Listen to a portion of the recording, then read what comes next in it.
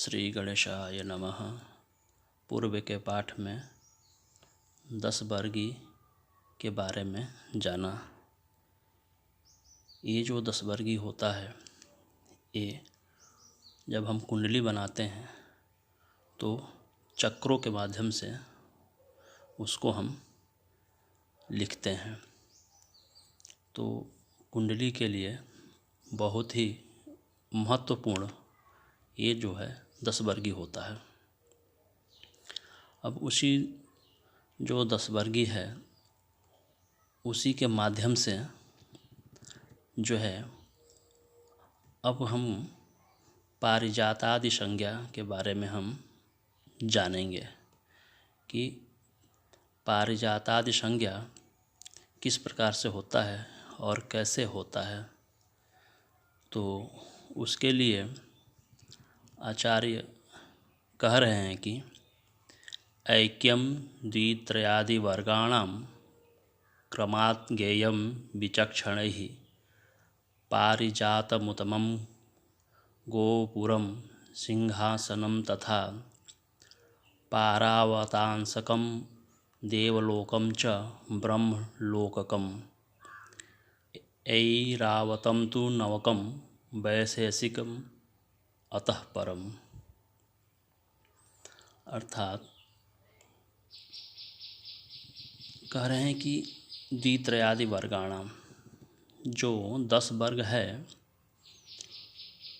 उस 10 वर्गों में जो ग्रह अपने 2 वर्गों में स्थित हो तो उसको हम क्रम से क्या कहते हैं। अब वर्ग में स्थित ग्रह का क्या तात्पर्य है, इसके बारे में पहले मैं आपको बता दूं। जैसे कोई एक ग्रह मान लीजिए कि लग्न में मिथुन राशि पर है, तो वही अगर नवमांश में मिथुन राशि पर वही ग्रह हो तो वह 2 वर्गों का ग्रह कहलाता है। अर्थात अगर सूर्य मिथुन राशि पर हो लग्न में और नवमांश में भी मिथुन राशि पर हो तो वह 2 वर्गों का कहलाता है।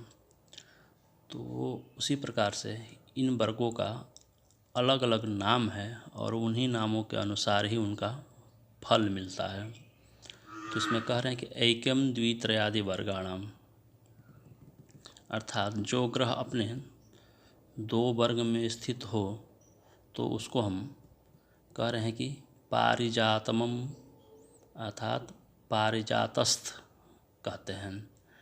3 वर्ग में हो तो उसको उत्तमस्थ कहते हैं।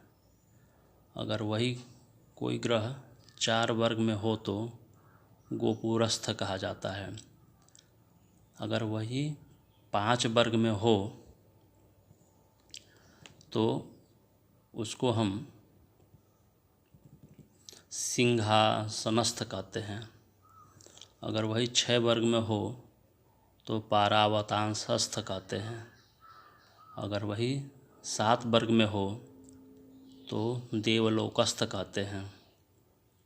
और 8 वर्ग में हो तो ब्रह्मलोकस्थ कहते हैं।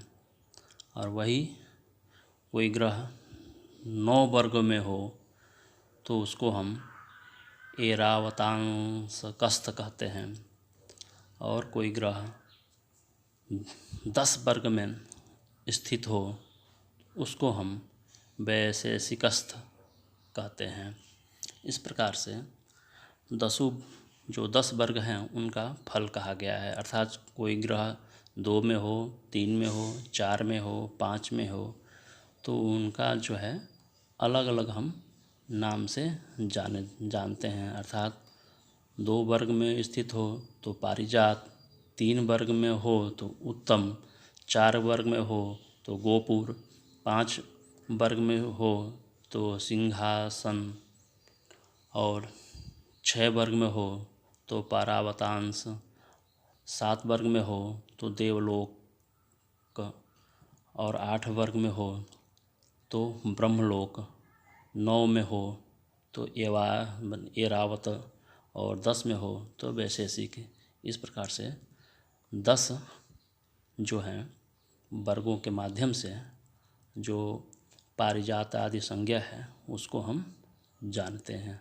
अर्थात इसके कहने का तात्पर्य है कि जो है अपने अपने नाम के अनुसार फल ये देते हैं। अब हम आगे चलते हैं विंशोत्तरी दशा के बारे में। जैसे दशा जो है 2 प्रकार की होती है, एक होती है विंशोत्तरी और एक होती है अष्टोत्तरी। तो जो पूरे संपूर्ण उत्तर भारत में विंशोत्तरी दशा को ही हम मानते हैं, अष्टोत्तरी दशा को नहीं मानते हैं। अब उसी विंशोत्तरी दशा को हम यहाँ पर आपके समक्ष बताने जा रहा हूँ। तो कह रहे हैं कि उसी विंशोत्तरी दशा में 5 प्रकार की दशाएं होती हैं। तो कह रहे हैं कि दशा चांतरदशा चैव विदशोपदशा तथा प्राणाख्या च फलं तासां वदेत् शास्त्रानुसारणम्। अर्थात दशा चांतरदशा चैव विदशोपदशा तथा प्राणाख्या च फलं तासां वदेत् शास्त्रानुसारतः।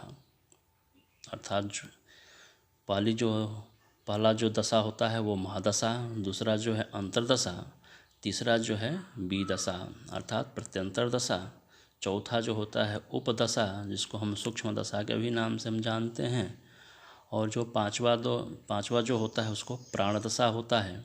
इस प्रकार के से ये 5 प्रकार की दशाएं होती है। इनका जो फल है वो शास्त्र के अनुसार बताया गया है। तो अब जो है इन दशाओं को कैसे हम विभाग करें और कैसे इनका हम कुंडली में उपयोग करें, इसके बारे में हम अगले पाठ में बताएंगे। धन्यवाद।